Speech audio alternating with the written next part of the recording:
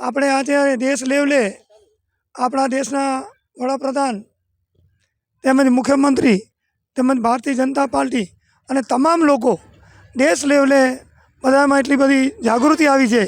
છેલ્લા 3 વર્ષથી જે આ પ્રોગ્રામ ત્રિરંગાનો ઘર ઘર ત્રિરંગા ભારતે અમારા એનો જે અત્યારે પ્રોગ્રામ ચાલે છે એના વિશે લખપત તાલુકાના માતાના મળમાં બહુ જ મોટી સંખ્યામાં તમામ સંસ્થાઓ, ગામડાઓના આગેવાનો તેમજ ચૂંટાયેલા પ્રતિનિધિ, તમામ પક્ષના તેમજ અધિકારીગણ બધા મોટી સંખ્યામાં માતાના મળ કન્યાશાળા અને પંચાયત ઓફિસથી કરી અને આખી આપણે રેલી કાઢી માતાના મળ દર્શન કરી અને અત્યારે ખુલ્લા થયા.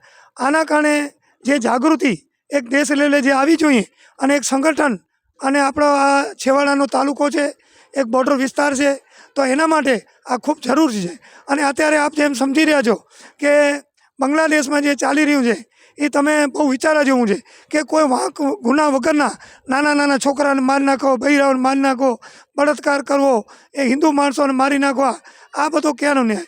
અત્યારે લોકશાહી છે, ચૂંટણીથી તમે હરાવો જીતાવો તો આના માટે બહુ ખરાબ કહેવાય. તો આના પછી ખૂબ જાગૃતિ છે.